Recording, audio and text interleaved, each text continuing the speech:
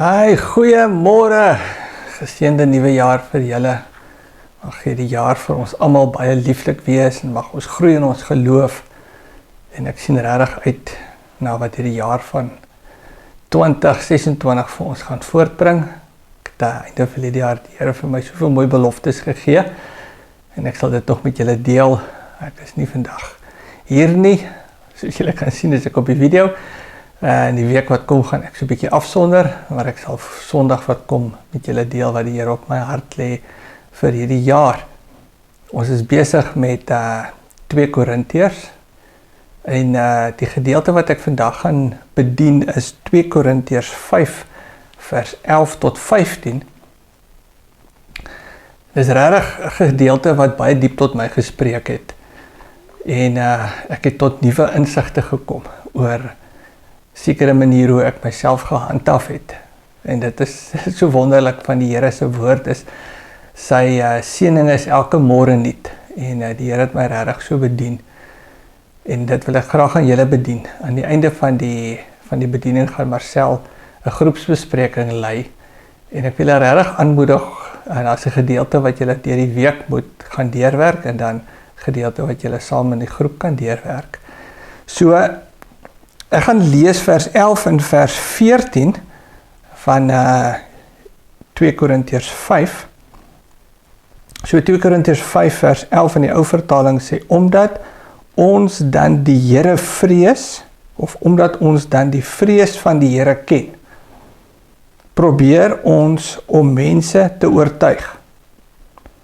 Maar voor God is openbaar, ons openbaar, en ek hoop om ook in julle gewetens openbaar te wees. En dan vers 14 wat sê, want die liefde van Christus dring ons. So Paulus praat hierso van 'n dryfkrag. Hoekom hy optree soos hy optree. En hierdie gedeelte is vir my spreek my so aan die liefde van Christus. Eerstens die liefde van Christus vir ons en dan natuurlik ons liefde vir hom, dit dring ons. Dis die dryfkrag. En dan verdedig Paulus hier sy integriteit. En dis die tema waar ek vanoggend met julle wil praat, is die bediening van integriteit. Dis iets wat vir ons almal baie belangrik is. En sonder integriteit staan of val ons bediening. Dit staan of val alles waarvoor ons staan.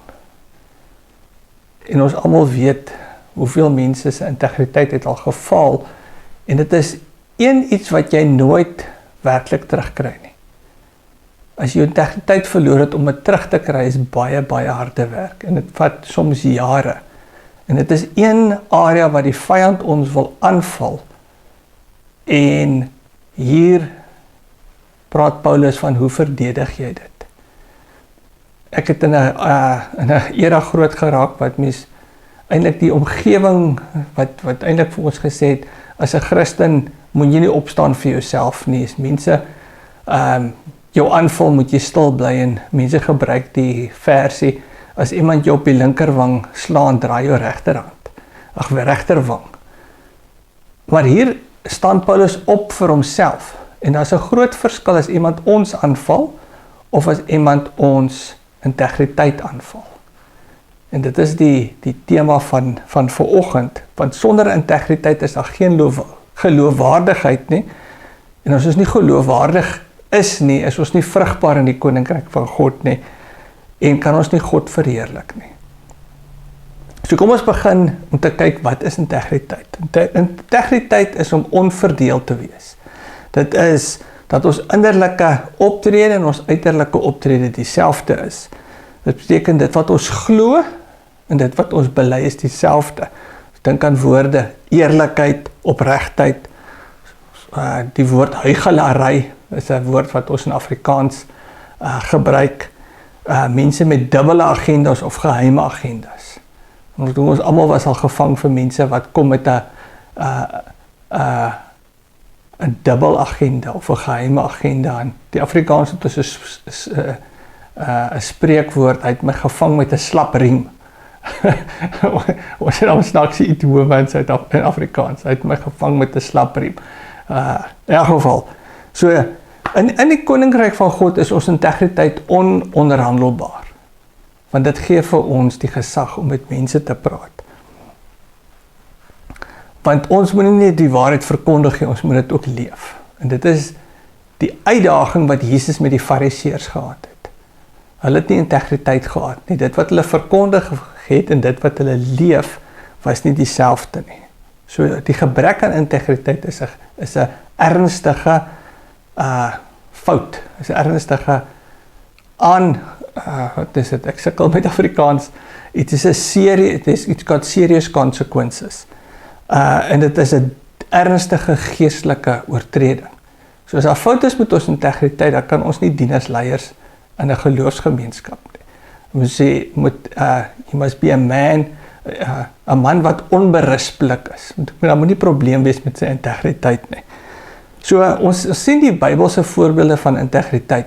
En dit is baie interessant, die Bybelse voorbeeld. Die eerste een is natuurlik koning Salomo. Toe hy 'n jong man was, het hy vir die Here gesê, maar hy soek wysheid en insig. En sy hart was reg gewees en daarom het God vir hom mag en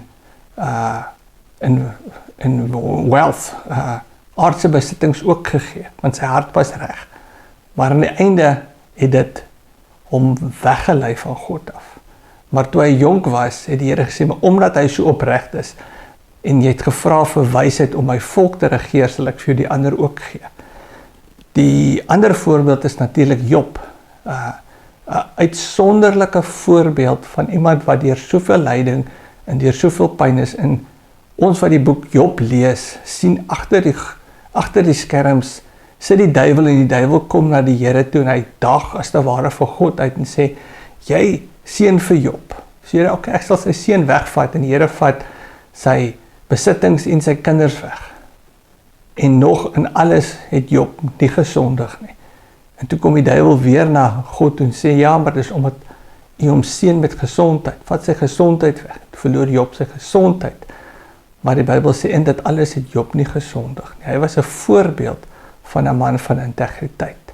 'n Voorbeeld van iemand wat in God geglo het, nie wat uit God uit kon kry nie, maar omdat God God is. Geweldige, belangrike les vir ons. En tot aan die einde het Job gesê, totdat ek sterf sal ek my integriteit nie laat vaar nie. En dan die ander voorbeeld is natuurlik koning Dawid. Ons lees hierso in Psalm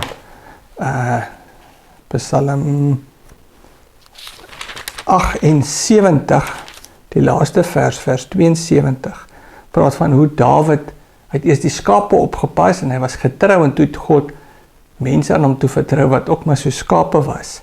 En hy het hulle opgepas na die opregtheid van sy hart. Opregtheid, die integriteit van sy hart. Dat die mense opgepas. En hulle gelei met verstandige oorleg met sy hande, so met sy skills. Dit is die mooie daarvan, praat van twee belangrike goed. Praat van integriteit en dan verstandige oorleg, wat ons sal sê insig, wysheid. En ons kan nie die een sonder die ander hê nie. Partykeer is 'n mens geweldig geseënd met talente en gawes, maar jy het nog nie die karakter nie. En dan faal jy. Partykeer het mens die karakter, maar jy het nie die skills nie. So ons het albei nodig. En as ons ouer raak, dan groei ons in albei. En dit is die pad wat die Here met elkeen van ons wil stap. God will never give a big assignment to a small character. En as ons dit verstaan, dan verstaan ons hoekom ons partykeer 'n pad van lyding of vorming plaasvind. Ons praat van lyding, maar lyding is eintlik God se manier om ons te stroop en ons karakter te voorskyn te bring. So God wil aan ons iets toevertrou, maar hy moet ons vorm dat ons gawes en ons talente align met ons integriteit. So, die valse leraars het Paulus beskuldig en ons het al daaroor gepraat. En interessant, mense val jou aan in areas waarin hulle self skuldig staan. Interessant, iemand wat 'n skelm is, sal altyd ander mense beskuldig van hulle skelm. Iemand wat oneerlik is, sal dink almal is oneerlik. En Jesus praat van die voorbeeld, haal die balk uit jou eie oog uit, dan kan jy die splinter in iemand anders se oog te sien. So altyd was dieselfde, altyd was van hout gemaak. So dit wat groot in jou lewe is, sien jy klein dingetjies daarvan in iemand anders se lewe, vergelyk 'n balk met 'n splinter. So, kom ons kyk waarvan beskuldig hulle vir Paulus. Eerste een van vleeslike motiewe. Hulle sê maar hy het vleeslike motiewe, maar inteendeel, dis wat hulle het. Hulle wil die gemeente besteel, en al hoe hulle die gemeente kan steel, is hulle Paulus se karakter en sy integriteit kan afbreek. Is dit nie 'n tipiese voorbeeld van die politieke leiers nie? Ons sien dit so in die FSA, as die politieke leiers kompeteer vir die presidentskap, dan sal die een die ander een in die publiek afbreek. Dis eintlik, hy is so sleg, ek is 'n beter persoon. So al hoe ek my goedheid kan verwys, of kan bewys, is ek kan wys hoe sleg daai ou is. En dit is so, ons sien dit wat verkeerd is in ander mense se lewens, sien ons raak. So, hierdie valse aposters, hierdie valse leraars met wie Paulus gekompeteer het, of wat sy lewe vir hom moeilik gemaak het, eers hulle was vleeslik, hulle het 'n geheime agenda gehad, so hulle agenda was om die kerk oor te neem, om te steel, en om van Paulus ontslae te raak. Hulle het gelieg en gejok, hulle het dubbel agendas gehad, en daarom sê hulle hy dubbel agendas. Hulle was moreel korrup, en daarom beskuldig hulle hom van morele korrupsie. Hulle het gegaan om hulle self te verheerlik, om vir hulle self op 'n platform te sit, en hulle beskuldig vir Paulus, maar hy is 'n minderwaardige apostel. So alles wat hulle voorskuldig was, het hulle hom voor aangekla. Maar Paulus het homself verdedig, want dit is nie sy eer wat op die spel is nie. Want as hierdie dinge wat hulle van hom sê waar is, dan is die boodskap wat hy gebring het nie die waarheid nie. Want Paulus het 'n baie sterk lyn gehad, daar's 'n lyn tussen my lewe en my boodskap. Daar's nie 'n onderskeid tussen die twee nie. So, die boodskap wat ons verkondig is, die grootste boodskap is ons lewens, hoe ons lewe. Lank voordat mense die lewende woord of die woord van God lees hulle vir ons. Mense observeer, hulle kyk na ons. So Paulus staan op eerstens vir die waarheid. Dit wat hulle sê is 'n leuen, en hy expose die leuen. Tweedens, hy staan op vir die kerk. Dit wat hy staan en glo in die wese en die bestaan van die kerk, is die kerk verkondige boodskap, en as mense hom wat die kerk geplant het kan beskuldig, dan is die kerk wat geplant is ook nie die waarheid nie. En dan natuurlik die belangrikste een is die heerlikheid van God. En dis wat vir my belangrik is, waar ons vanoggend gaan stilstaan. Sodra ons integriteit val, is ons nie meer bruikbaar nie. So dis hoekom die vyand uit is om ons integriteit aan te val. En as ons nie bruikbaar is nie, kan ons nie vrugbaar wees nie. En as ons nie vrugbaar is nie, word God se naam geskend. So waarvoor Paulus opstaan is vir die naam van God. Hy staan op vir God. So die sleutelvers wat hy sê is, ons probeer mense oortuig. Die woordjie oortuig is nie dieselfde woord as om te evangeliseer, wat jy mense moet oortuig dat die boodskap die waarheid is nie. Dis nie wat hy probeer oortuig nie. Hy probeer die integriteit van die boodskap bewys. Die integriteit van die boodskap is sodat mense dit kan vertrou. So as die boodskapper onbetroubaar is, dan is die boodskap onbetroubaar. En hy sê, en hy staan op hiervoor, en hy sê, God ken my hart.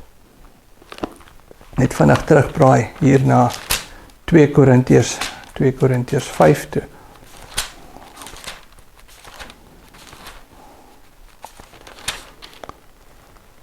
Maar voor God is openbaar. Maar voor God is ons openbaar, en ek hoop om ook in julle gewetens openbaar te wees.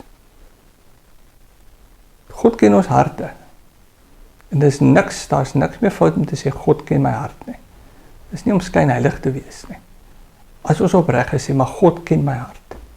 Ons kan opstaan vir ons as ons integriteit aangeval word. God ken my hart, my gewete is skoon. As mens staan vir 'n skoon gewete, dis nie op grond van wat ons gewerk het nie, maar dis die krag van God wat werklik in ons lewens geopenbaar is. My gewete is skoon want ek is gewas met die bloed en ek lewe in lyn met die woord wat ek verkondig. En hy sê, julle weet wie ek is.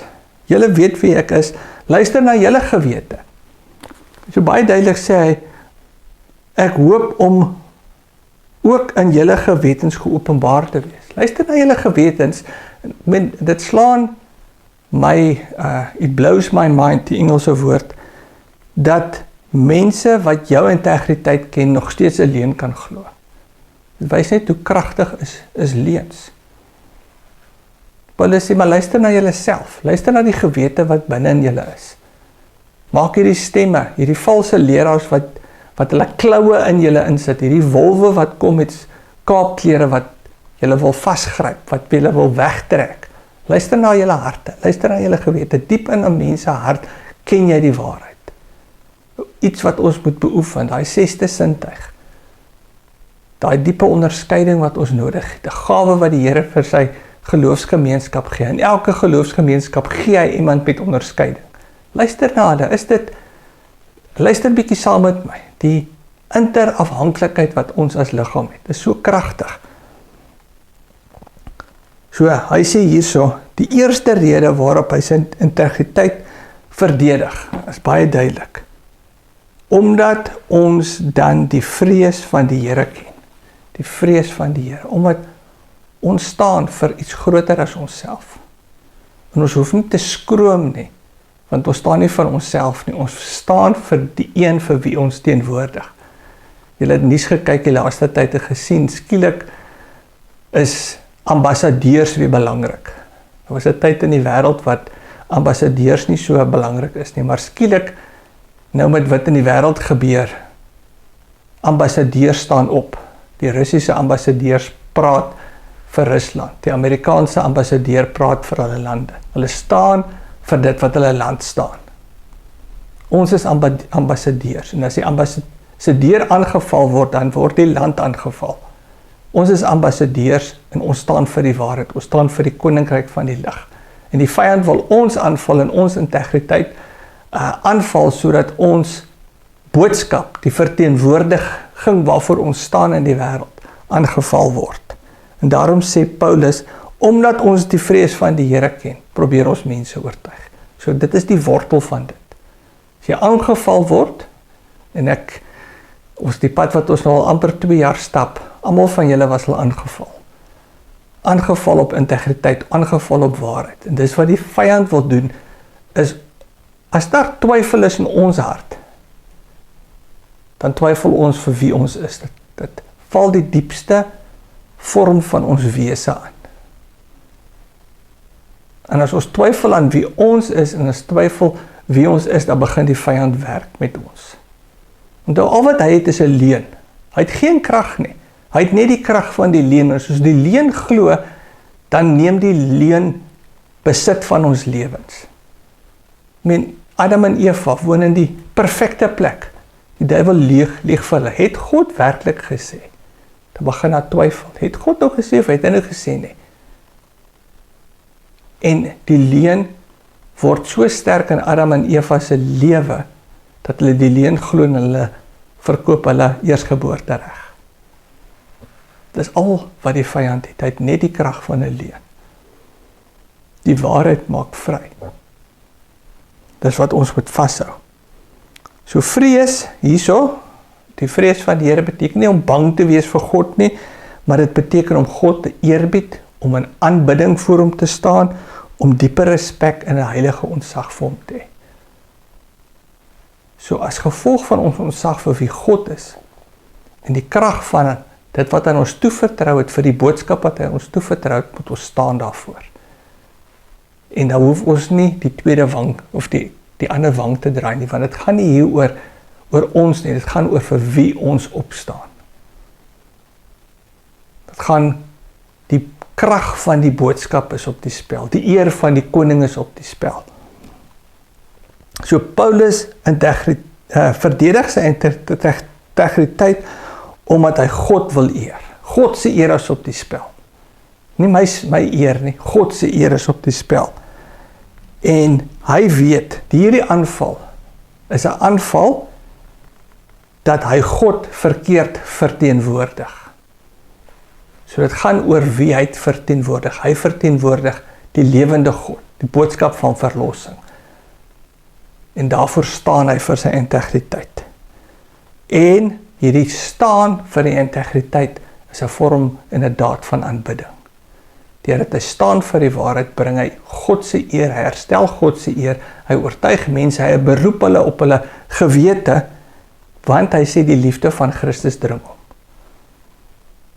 Hulle toekoms is op die spel, God se toekoms in hulle lewens is op die spel. So dit wat op die spel is, die gewig daarvan, is geweldig.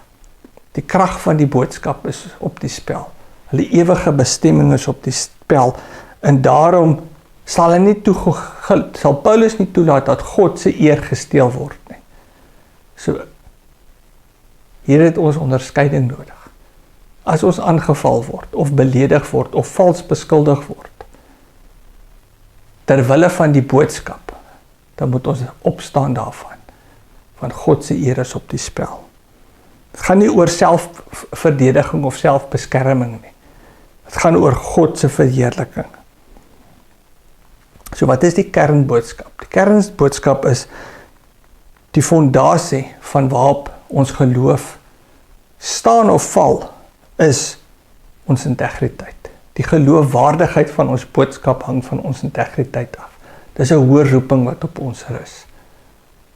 Ons lewe, dit hoe ons onsself, how do we conduct ourselves in the words of people, moet align met die boodskap. Ons is die boodskap.